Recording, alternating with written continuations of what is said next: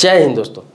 आपने सुना होगा और बहुत सारा वीडियो भी देखा होगा कि आपके घर में जो गैस सिलेंडर है, चाहे वो किसी कंपनी का हो, गैस सिलेंडर जो है उस पर 40 से 50 लाख का इंश्योरेंस रहता है। 40 से 50 लाख का इंश्योरेंस रहता है।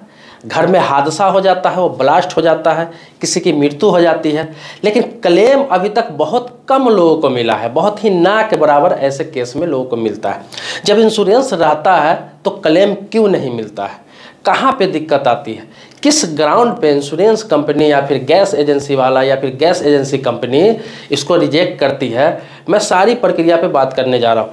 अभी हाल ही में दिल्ली में भी 2-3 घटना हुई है जिसमें घर के लोग सोए हुए थे, घर के कोई लोग चाय बना रहा था, खाना बना रहा था, उसमें आग लग गया या फिर गैस लीक था, आग लग गया और पूरे घर के व्यक्ति जल के मर गए, या फिर 2 लोग मर गए, 4 लोग मर गए। देखिए, कोई भी हादसा कह के नहीं आता है, ये होना होता है, हो ही जाता है। चाहे वो लापरवाही से हो, गलती से हो, मिस्टेक से हो, जो होना होता है हो जाता है। कोई नहीं चाहता है कि मेरे घर में हादसा हो पैसे के लिए और मुझे पैसा मिले।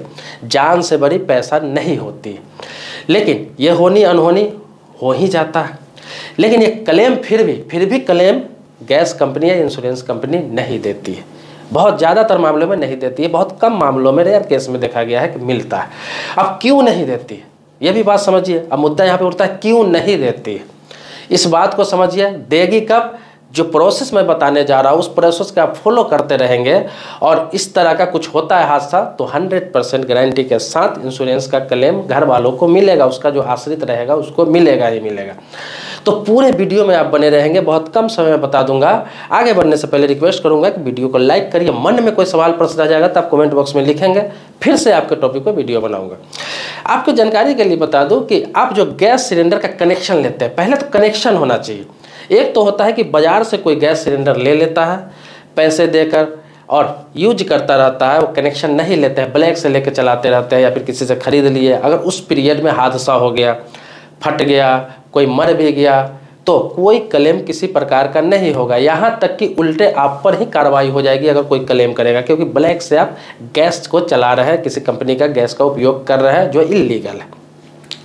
तो बताता हूँ आपको कि आपके पास तो कनेक्शन होना चाहिए। तो अभी ज़्यादातर लोग कनेक्शन ले रखे हैं, चाहे ऐसे ले रखे हो या फिर उज्ज्वला योजना के तहत अभी तो गांव-गांव में कनेक्शन लोग ले रखे होते हैं।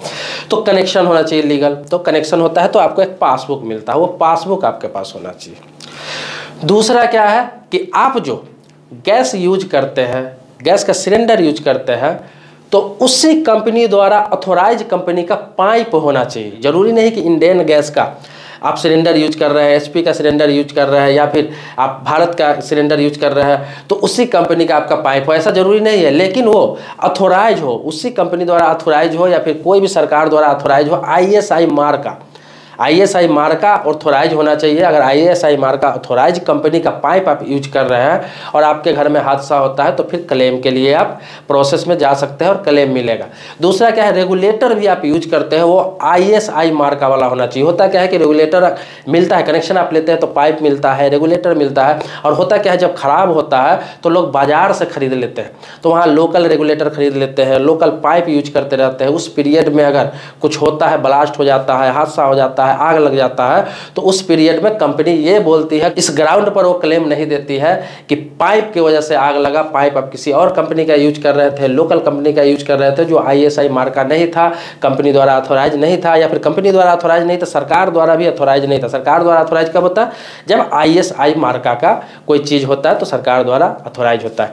तो वो होना चाहिए आपका रेगुलेटर और पाइप। तो कभी भी खराब भी हो तो कोशिश करें आप एजेंसी में जहाँ से गैस सिलेंडर लेते हैं तो वहीं से फिर परचेज करें दोबारा, या फिर किसी दुकान से करें तो आईएसआई मार्का जरूर होना चाहिए। वो पाइप हो या रेगुलेटर हो तो जाकर क्लेम मिलेगा। तो ये तीनों चीज़ होना चाहिए। रही चूल्हा की बात, तो चूल्हा की बात में भी वही चीज़ आती है कि वो भी आईएसआई मार्का द्वारा होना चाहिए। जरूरी नहीं कि वो भारत गैस का हो, एचपी का ही हो या फिर आपको हिंदुस्तान पेट्रोलियम का ही हो, किसी भी कंपनी का हो। मैं बार बार कह रहा हूँ कि आईएसआई मार्का देख कर ही आप पाइप, चूल्हा या रेगुलेटर का यूज करो। अगर ये है तो फिर क्लेम के लिए आप कहीं भी फाइट कर सकते हैं, कहीं भी क्लेम कर सकते हैं और क्लेम मिलेगा ही मिलेगा।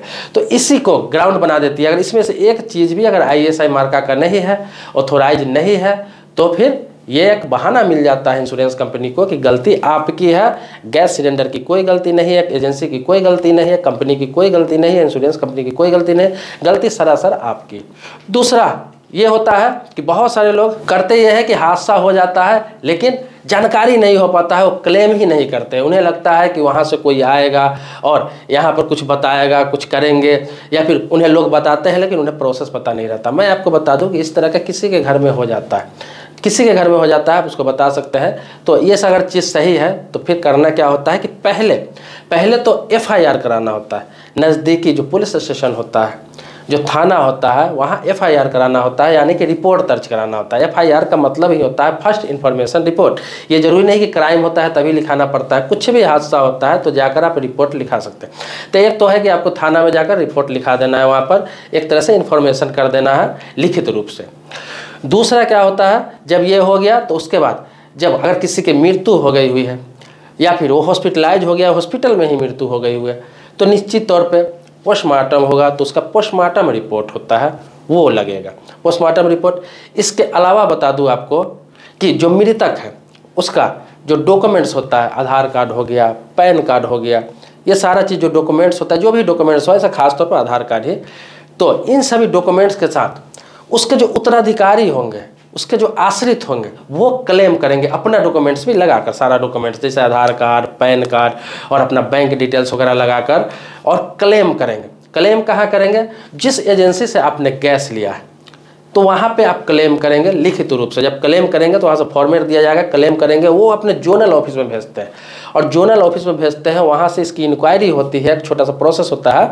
उसके बाद क्या होता है कि आपका प्रोसेस में लग जाता है, और ये जितना जल्दी प्रोसेस खत्म हो जाता है उतना जल्दी पैसे मिल जाते हैं इंश्योरेंस का। लेकिन इस तरह का कोई मामला जब होता है, जैसे कि मैंने आपको बताया कि ISI मार्क का पाइप नहीं है, या फिर उसमें से रेगुलेटर नहीं था, या चूल्हा नहीं था, तो उसको बहाना मिल जाता है, तो फिर क्या होता है, कंपनी कोर्ट चली जाती है, या फिर कंपनी आपको पैसा नहीं देगी, आप कोर्ट जाएंगे। तो कोर्ट जाएंगे तो कंपनी वहाँ पे अपना बहाना रखेगी, ग्राउंड रखेगी। इसके लिए बहुत लड़ना पड़ेगा। हो सकता है लड़ने के बाद भी आपको क्लेम मिल जाए, लेकिन बहुत लंबी लड़ाई लड़ना पड़ता है, 2 साल 3 साल 4 साल 5 साल कोर्ट में लड़ना पड़ता है, फिर जाके आपको क्लेम मिलेगा। लेकिन ये सब सारा सही है तो फिर क्लेम आसानी से मिल जाता है। इसमें पुलिस भी आपको सहयोग करेगी, क्योंकि पुलिस में आप रिपोर्ट लिखा रखे होंगे तो उस ग्राउंड में पुलिस भी आपको सहयोग करेगी। पुलिस जो इंक्वायरी करके जाएगी वो अपना रिपोर्ट वहाँ पे पेश करेगी कि ये घटना सत्य है, ये सब कुछ सही था, और उस रिपोर्ट के आधार पर क्लेम मिलता है। अब कुछ लोगों का सवाल ये भी होगा कि क्या गैस का कनेक्शन है जिनके नाम पर है, क्या उनके ही साथ हादसा होने पे मिलेगा क्लेम, या फिर किसी के साथ होने पे क्लेम मिलेगा? तो मैं आपको बता दूं, जो इंश्योरेंस रहता है तो आपने देखा होगा जैसे गाड़ी का इंश्योरेंस होता है, कार हो गया, बाइक हो गया, तो उसमें जो इंश्योरेंस होता है, चाहे वो थर्ड पार्टी इंश्योरेंस हो, फर्स्ट पार्टी इंश्योरेंस हो, या फिर किसी प्रकार का इंश्योरेंस हो, तो अगर किसी को रोड पर भी चलते हुए व्यक्ति को हादसा हो जाता है, उसमें उसकी मृत्यु हो जाती है, तो भी वो क्लेम करता है और इंश्योरेंस कंपनी उसको क्लेम देती है। मतलब रोड पे जो व्यक्ति चल रहा है इस गाड़ी के साथ साथ उसका भी इंश्योरेंस रहता है। इस गाड़ी से जिसका भी हादसा हो जाए, चाहे कार हो, बाइक हो, उसको क्लेम मिलना ही मिलना है। अगर गाड़ी इंश्योरेंस में नहीं है तो गाड़ी मालिक पे क्लेम होता है, और गाड़ी मालिक और ड्राइवर मिल के उसको क्लेम देते हैं। लेकिन देना ही देना है, कोर्ट दिलवाता है, किसी भी हालात में उसको क्लेम मिलना ही मिलना है। तो इसी प्रकार से जब गैस सिलेंडर का हादसा होता है तो किसी के नाम से कनेक्शन हो घर पे, उससे मतलब नहीं है, किसी के नाम से, क्योंकि कनेक्शन तो किसी एक के नाम से ही होगा। और किचन में तो खाना कोई लोग बना सकता है, कोई भी जाके बना सकता है, घर का कोई सदस्य जाके बना सकता है, बाहर के भी कोई सदस्य आपके मेहमान आए हुए वो भी जाके बना सकता है। सिलेंडर पे इंश्योरेंस ये रहता है कि उस सिलेंडर से हादसा हो जाए, चाहे जिसके साथ हो जाए, उसके आश्रित को क्लेम मिलेगा। तो ये रहता है, कोई भी हो, ये जरूरी नहीं कि उसी के नाम से कनेक्शन हो, घर के किसी भी व्यक्ति के नाम पे कनेक्शन हो, और कोई भी वहाँ पे खाना बना रहा है, कोई भी उसका उपयोग कर रहा है, उसके साथ हादसा हो जाता है तो फिर उसको क्लेम मिलेगा। बस मैंने जो बताया वो लीगल सारी चीज़ होनी चाहिए। अब मैं आपको इससे संबंधित एक खुशखबरी देने जा रहा हूँ। ये तो रहा जो लोहे का जो सिलेंडर आता था, जो लोहे वाला सिलेंडर 14 किलो को हो, चाहे कॉमर्शियल हो, तो वो जो सिलेंडर आता था तो उसमें ये सब होता है। आजकल भी वही यूज कर रहे हैं सभी लोग, ज़्यादातर लोग घर में वही यूज कर रहे हैं, अभी हर जगह नहीं पहुंचा है। लेकिन अब मैं आपको बता दूं कि अब जो नया सिलेंडर आया है वो 10 किलो का आया है, और वो फायर प्रूफ आया है। आपको बता दूं, खास तौर पर अभी दिल्ली में, मुंबई में, कोलकाता में, चेन्नई में, बड़े बड़े शहरों में इसे लॉन्च कर दिया है। हर कंपनी, चाहे वो भारत का हो, इंडियन का हो, या फिर HP का हो, चाहे रिलायंस का हो, अब सब प्लास्टिक वाला, जो प्लास्टिक का होता है, प्लास्टिक कोटेड होता है वो, और 10 किलो का सिलेंडर है, अब यही वितरित किया जा रहा है हर जगह। आप नया कनेक्शन अभी लेंगे तो आप अगर डिमांड करेंगे तो आपको वही दिया जाएगा। उससे क्या होता है, आप स्क्रीन पे देख भी रहे होंगे, उससे क्या होता है कि उसमें आग नहीं लगता है। अगर आग लग भी जाए, बाय द वे आग लग भी जाएगा तो वह सिलेंडर किसी भी हालात में ब्लास्ट नहीं होगा। गैस लीक हो जाएगा, आग लगेगा, आग से वो पिघल जाएगा, लेकिन ब्लास्ट नहीं होगा। किसी भी हालात में वो ब्लास्ट हो ही नहीं सकता। आप उसको आसानी से बुझा सकते हैं, गीला कपड़ा डाल के बुझा सकते हैं, या फिर किसी प्रकार से और भी तरीका है, सूखा हुआ कपड़ा अचानक डाल देते हैं तो ऐसे करके बुझा सकते हैं, लेकिन वो ब्लास्ट नहीं होगा। ये बहुत ही इतना रिसर्च करके ये बनाया गया है कि अब तो इस तरह का हादसा ही नहीं होगा। तो इंश्योरेंस तो रहता ही है, क्लेम रहेगा ही, लेकिन हादसा ही अब नहीं होगा। ये हादसा अब लगभग 0% हो जाएगा। तो आप अगर नया गैस का कनेक्शन लेने जा रहे हैं तो आप डिमांड करें कि फायर प्रूफ जो सिलेंडर आया है मुझे वो सिलेंडर दिया जाए, चाहे सिंगल कनेक्शन ले रहे हैं, डबल कनेक्शन ले रहे हैं, या फिर उज्ज्वला योजना के तहत कनेक्शन ले रहा है, आप इस चीज़ की डिमांड करें।